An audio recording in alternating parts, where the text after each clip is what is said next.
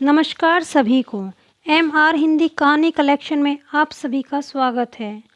आज हम जानेंगे भीष्म प्रतिज्ञा। तेजस्वी पुत्र को पाकर राजा प्रफुल्लित मन से नगर को लौटे और देवव्रत राजकुमार के पद को सुशोभित करने लगे। 4 वर्ष और बीत गए। एक दिन राजा शांतनु यमुना तट की ओर घूमने गए तो वहां अप्सरा सी सुंदर एक तरुणी खड़ी दिखाई दी। तरुणी का नाम सत्यवती था। गंगा के वियोग के कारण राजा के मन में जो विराग छाया हुआ था, इस तरुणी को देखते ही विलीन हो गया। उस सुंदरी को अपनी पत्नी बनाने की इच्छा उनके मन में बलवती हो उठी और उन्होंने सत्यवती से प्रेम याचना की।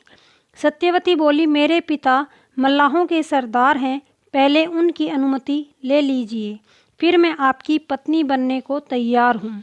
राजा शांतनु ने जब अपनी इच्छा उन पर प्रकट की तो केवटराज ने कहा, आपको मुझे एक वचन देना पड़ेगा।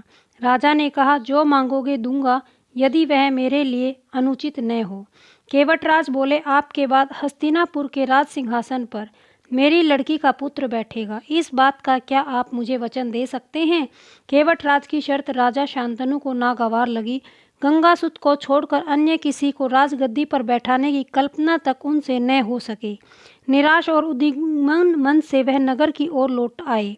किसी से कुछ कह नहीं सके, पर चिंता उनके मन को कीड़े की तरह कुतर कुतर कर खाने लगी।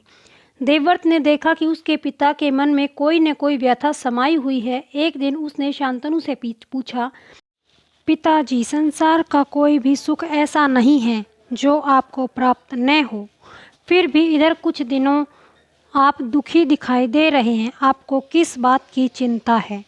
यद्यपि शांतनु ने गोलमोल बातें बताई, फिर भी कुशाग्र बुद्धि देवव्रत को बात समझते देर न लगी। उन्होंने राजा के सारथी से पूछताछ करके उस दिन केवटराज से यमुना नदी के किनारे जो कुछ बातें हुई थी उनका पता लगा लिया।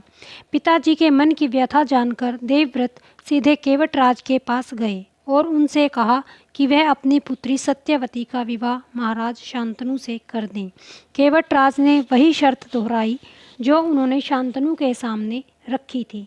देवव्रत ने कहा, यदि तुम्हारी आपत्ति का कारण यही है तो मैं वचन देता हूँ कि मैं राज्य का लोभ नहीं करूँगा। सत्यवती का पुत्र ही मेरे पिता के बाद राजा बनेगा। केवटराज इससे संतुष्ट न हुए। उन्होंने और दूर की सोची। बोले, आर्यपुत्र, इस बात का मुझे पूरा भरोसा है कि आप अपने वचन पर अटल रहेंगे, किंतु आपकी संतान से मैं वैसी आशा कैसे रख सकता हूँ? आप जैसा वीर का पुत्र भी तो वीर ही होगा। बहुत संभव है कि वह मेरे नाती से राज्य छीनने का प्रयत्न करे। इसके लिए आपके पास क्या उत्तर है? केवटराज का प्रश्न अप्रत्याशित था। उसे स्पष्ट संतुष्ट करने का यही अर्थ हो सकता है कि देवव्रत अपने भविष्य का भी बलिदान कर दे, किंतु पितृभक्त देवव्रत इससे जरा भी विचलित नहीं हुए। गंभीर स्वर में उन्होंने यह कहा, मैं जीवन भर विवाह नहीं करूँगा, आजन्म ब्रह्मचारी रहूँगा, मेरे संतान ही न होगी। अब तो तुम संतुष्ट हो। किसी को आशा न थी कि तरुण कुमार ऐसी कठोर प्रतिज्ञा करेंगे। देवव्रत ने भयंकर प्रतिज्ञा की थी, इसलिए उस दिन से उनका नाम ही भीष्म पड़ गया।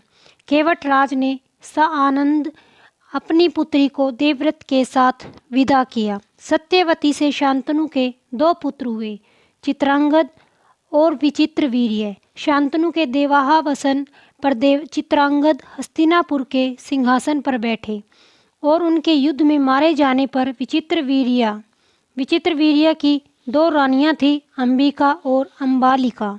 अंबिका के पुत्र थे धृतराष्ट्र और अंबालिका के पांडु। धृतराष्ट्र के पुत्र कौरव कहलाए और पांडु के पुत्र पांडव। महात्मा भीष्म शांतनु के बाद से कुरुक्षेत्र युद्ध का अंत होने तक उस विशाल राजवंश के सामान्य कुल नायक और पूज्य बने रहे। अगर आपको वीडियो पसंद आई तो लाइक करें, शेयर करें और कृपया कर चैनल को सब्सक्राइब करें।